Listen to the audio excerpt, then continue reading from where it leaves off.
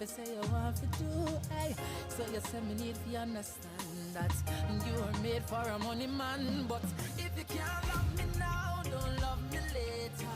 When my later is much greater, it only proves that you love the paper, my paper. If you can't love me.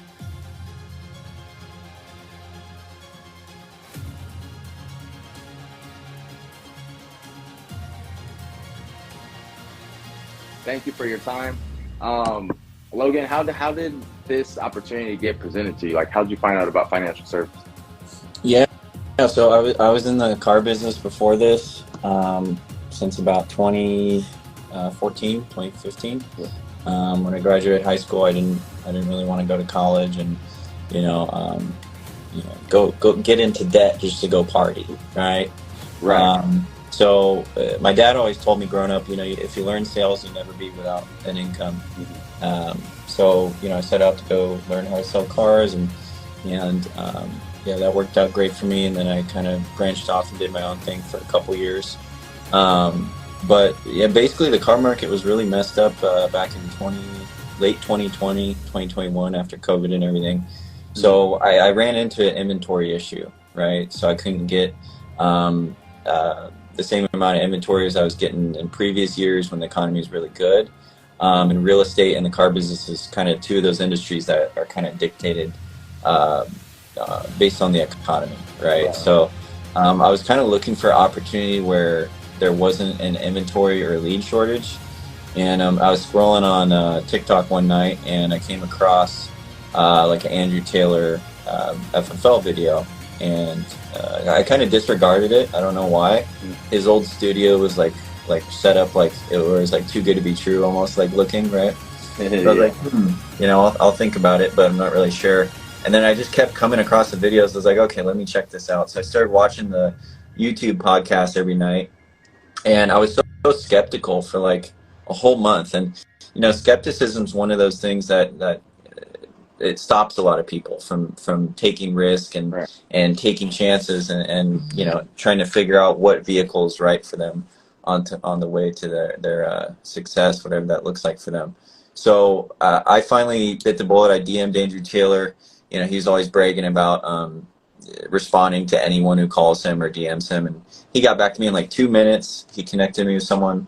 I got into class. I'd never been in the financial services space. A little bit back in like 2016, I did I was an appointment setter for business loans, but I never really got my broker's license or anything. So I kind of experienced some of it, but not really. But yeah, I had no idea that it was the #2 industry in the United States that makes the most millionaires per year, under entertainment, which is like NFL. And I don't know about you, but I'm not going to the NBA anytime soon. Right? Yeah, me neither. Not contracted and been at it for about 1.5 years now. I've been grateful enough to meet some really cool people like you,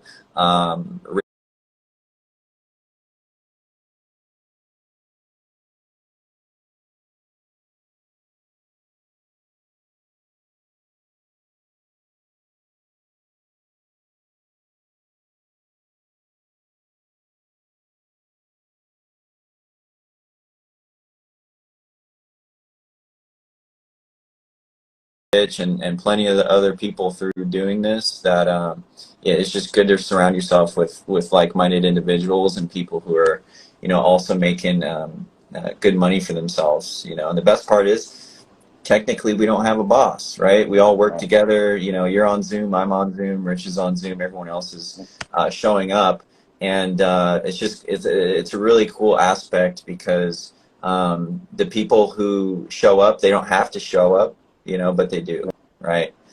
I'm sure not everyone wants to show up on a Saturday or Sunday, but next thing you know, you run into a couple people and you help 3 or 5 families on that day that you didn't even want to show up on, right? I think a lot of people that want to be entrepreneurs or want to be business owners or people who want to make a good amount of money for themselves and their family, I feel like they just quit too soon.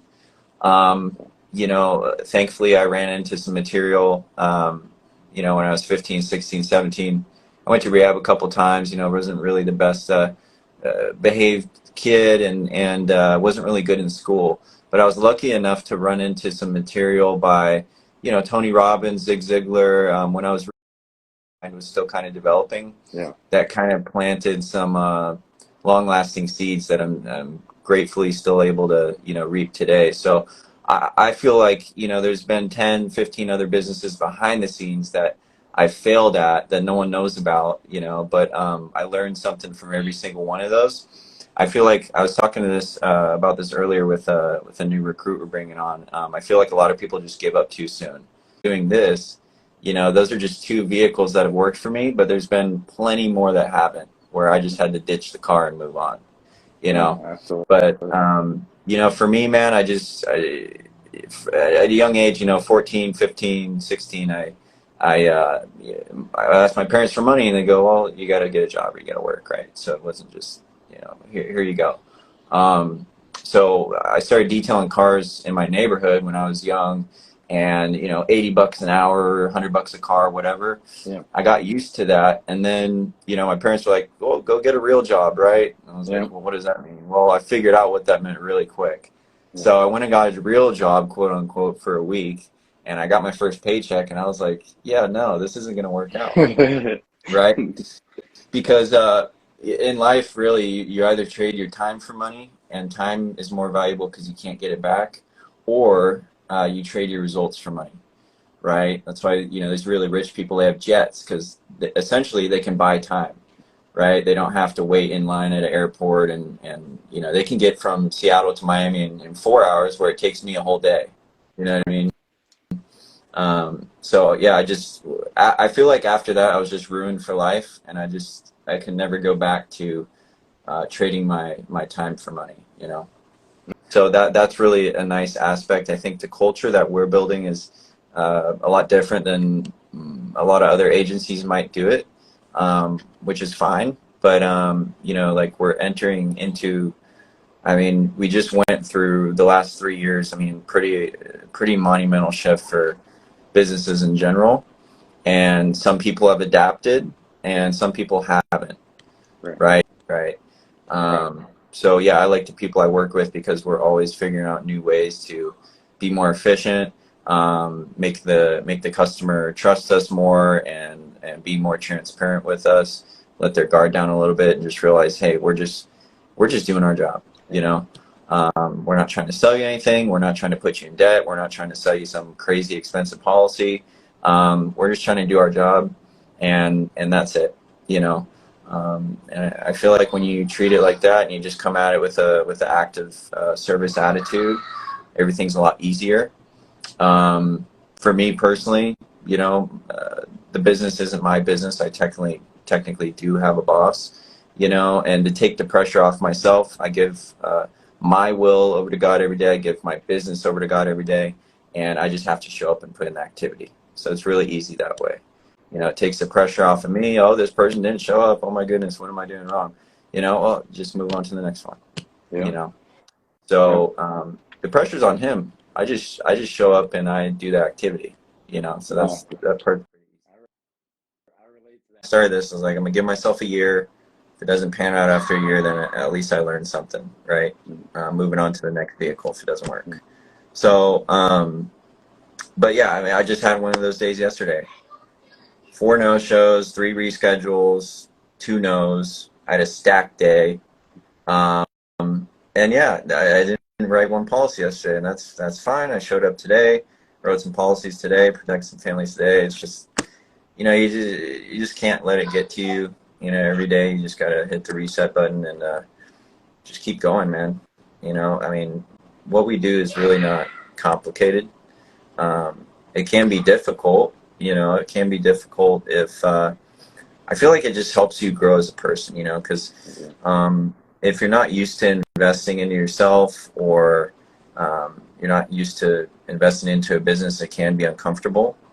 But being uncomfortable breeds confidence and experience, right? So if you can become comfortable with being uncomfortable, then I feel like you're in a good situation, because you will have to be uncomfortable. It's not easy telling Frank, who's 85, who just had cancer, who wants the whole house paid off. It's not easy telling Frank that he's one prescription away from being completely uninsurable. And if he doesn't do this, then his son's going to lose the house and it's going to go back to a stranger, which in this case is the bank.